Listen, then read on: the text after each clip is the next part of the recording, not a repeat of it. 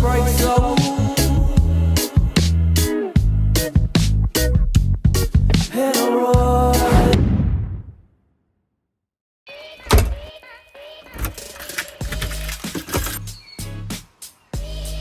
Gonna have to admit, this isn't my most organised effort. I just realised I forgot something else. I'm gonna have to go back in and fetch it, but yeah, not the most organised effort. It's quite late in the evening, like 8 o'clock, so I was like, let's just get everything in and not really worry about it too much. I can sort it out tomorrow. So this is the packing effort, just stuff everywhere.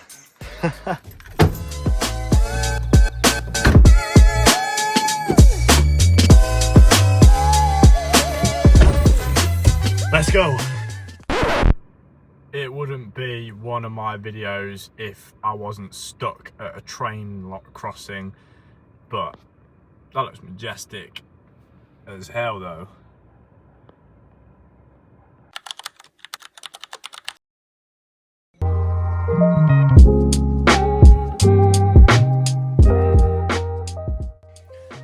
Very good morning to you guys from the camp here in sunny Swanage.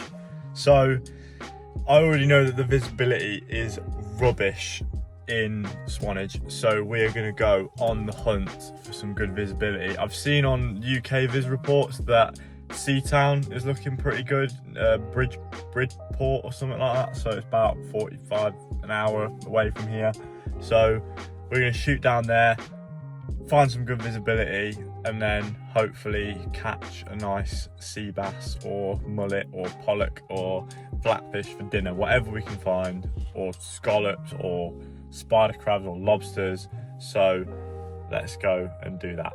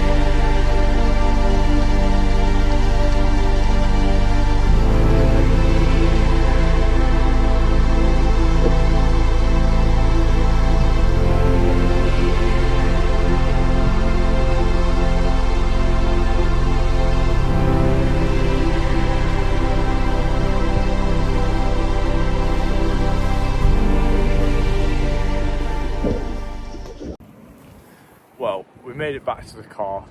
That was probably one of the best dives I've ever had in the UK. Like, the water was just incredibly clear. There was fish everywhere. Not the ones that we wanted though, but loads of big ballan wrasse, loads of sand eels everywhere. It was beautiful. And then even those two weird floating seahorses, I took them both back down to the bottom and they instantly latched onto the seaweed.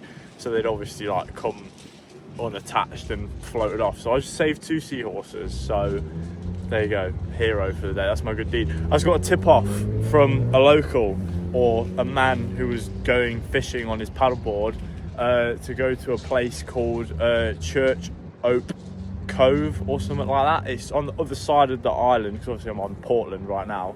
It's on the other side of Portland, and we're gonna head there now and see if there's any bass. He said normally when the wind's blowing this way, which it is, into the shore, that it's blowing offshore on the other side, and then the bass are always in. So you better be fucking right, otherwise I'm gonna be fuming. So yeah, let's go do that.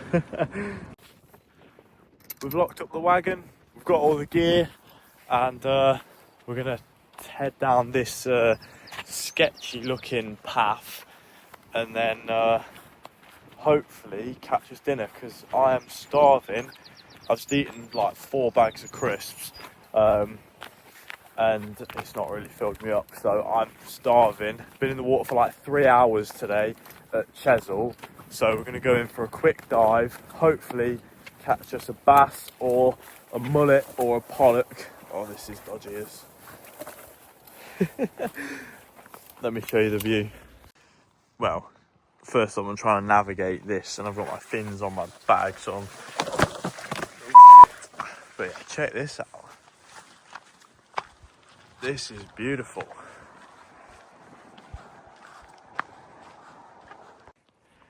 Well, this isn't dodgy, just a giant hole in the ground. That is a giant hole in the ground. Crikey. I know a lot of people knock the UK, but when places like this exist, it's hard not to love it. Check this out. That is just awesome. This is beautiful, but I'm not looking forward to climbing up these after the dive. Better fucking catch something, otherwise I might actually crash out. And I'm just gonna go fucking Tesco and just buy one, and I'll just use that for the thumbnail. That's a great idea. Oh, there's someone's garden shed here. We made it. This is genuinely one of the nicest beaches I think I've ever been to. There's literally like 2 other people here fishing, and then that's it. You've got all these like lovely little beach huts on here, and yeah, this is absolutely gorgeous. The water as well looks absolutely gorgeous. I think there's a little bit more May bloom in the water than there is on the other side of the island, but I'm hoping that that might work in my favour, as sometimes when the visibility is so good, the fish can see you from like really far away, so then they don't come close enough where you can actually see them. Whereas when there's a bit of like kicked up maybe algae or May bloom like this, the fish can come in and see you, but you can also see them and actually get a shot off. So I'm hoping that now we've come to the little safe haven with nobody else here, we can hopefully get a bass or 2. Let's do it.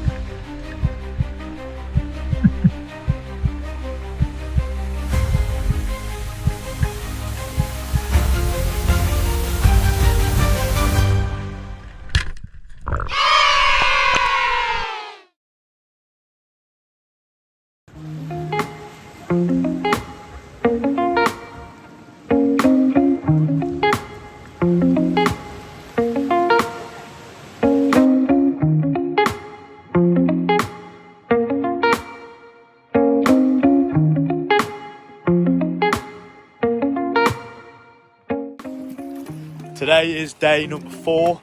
St George, the man, the legend, has made it down to Swanage. It's a bit windy, so I hope you can still hear me. But basically, we have come up with an ingenious plan. So we're down here now, and I'll show you in a second, but the visibility is actually cleared out in the bay. So the plan is tomorrow to go down and do a scuba dive on the pier, and then maybe do some spearfishing in the afternoon after the lack of fish from the past few days. So that's the plan. I'll show you the water now. So there's obviously still the plankton bloom, but Tilly, stop drinking the sea. There's obviously still the plankton blooming. Oh, there's a school of sand eels right there, look. Just about making them out. But yeah, I rest my case. There's definitely going to be some bass in the area. So tomorrow we got scuba dive on the pier, which is over there. And then we're going to do some hunting and try and catch bass. Look at that. It looks lovely.